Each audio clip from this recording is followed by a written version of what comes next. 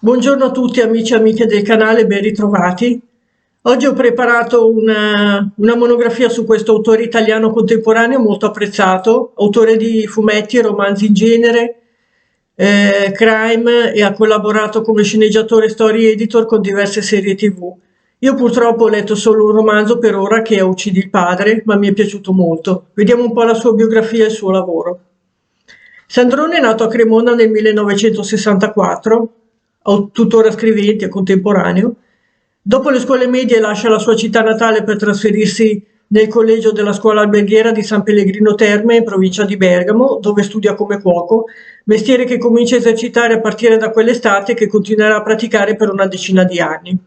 Intanto continua con la sua passione per la narrativa in genere, giallo, horror, fantascienza, spionaggio e il fumetto, che ha cominciato a leggere da bambino e che lo accompagnerà per tutta la vita. È in questo periodo che iniziano i suoi primi tentativi di scrittura, reportage comici per il giornalino scolastico, un paio di racconti horror che invia senza fortuna ad alcune riviste. Conseguita la maturità professionale si trasferisce a Milano, dove si iscrive presso la Facoltà di Scienze Politiche. Senza casa passa i primi 2 anni di università dormendo sui treni della stazione centrale, poi occupando abusivamente alcune case sfitte. Non si fa però, queste cose non si devono fare. È in questo periodo che entra in contatto con il cosiddetto movimento dei centri sociali e soprattutto con il centro sociale Leoncavallo, di cui diventa attivista impegnandosi in lotte ambientaliste per il diritto alla casa. Durante una manifestazione contro la centrale nucleare Montando di Castro del 1986, all'età di 22 anni, viene arrestato per la prima volta. Non va bene però, e incarcerato per un breve periodo, anche se verrà in seguito prosciolto. È solo il primo dei tanti processi che lo vedranno imputato nei 10 anni a seguire, sempre come militante dei centri sociali, per reati che vanno dall'occupazione alla manifestazione illecita. Le ruspe che distruggeranno il Leoncavallo nel 1994 segneranno il suo addio alla politica attiva. Non ho rimpianti, dice, ma è un percorso che si è esaurito. Nello stesso anno abbandona l'università dove non si è laureato, il lavoro da facchino che ha sostituito quello di cuoco, e si avvicina all'editoria come correttore di bozze. Da correttore di bozze in breve tempo diventa giornalista pubblicista e comincia a collaborare con il quotidiano Il Manifesto come esperto di controcultura e narrativa in genere. Nel 1999, dopo la pubblicazione del suo primo romanzo Attenti al gorilla, l'Arnoldo Mondadori editore lo chiama a dirigere prima i Gialli Mondadori, poi tutto il comparto dei libri per edicola. Scrive altri 4 romanzi per adulti, tutti come il primo, ascrivibili al genere noir e con protagonista un personaggio anonimo che condivide anche parte della sua biografia: la cura del gorilla, Gorilla Blues, il karma del gorilla e la bellezza è un malinteso. Un romanzo per ragazzi, Chuck si indaga, premio selezione Bancarellino, numerosi racconti brevi, alcuni soggetti per fumetti e sceneggiature per il cinema e la televisione. Nel 2004 viene nominato direttore dei libri per ragazzi Mondadori, incarico che lascia nel 2006, scegliendo di diventare scrittore a tempo pieno. È sceneggiatore e story editor di numerose serie televisive, tra cui Iris e Squadra Antimafia.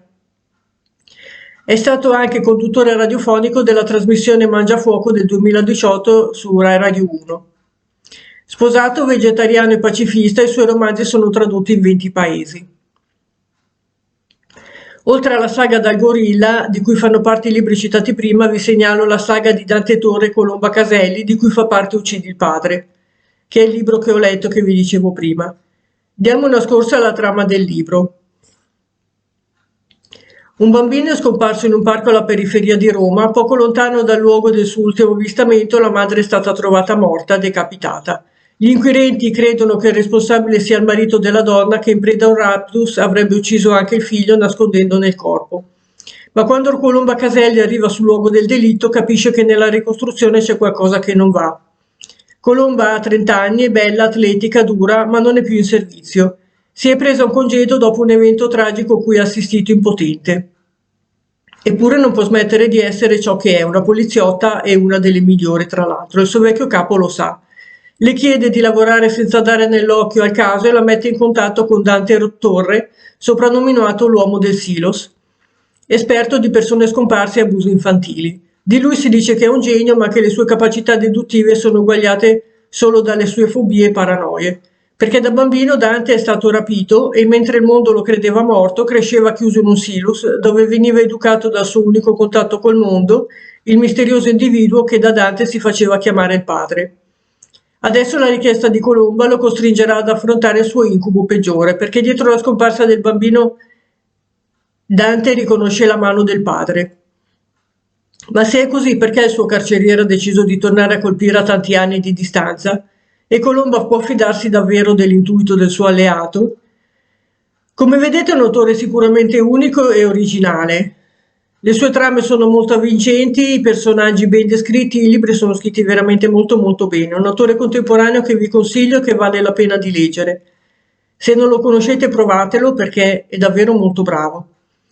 Bene, fatemi sapere qui sotto nei commenti se lo conoscete. Ci vediamo al prossimo video, a presto, ciao!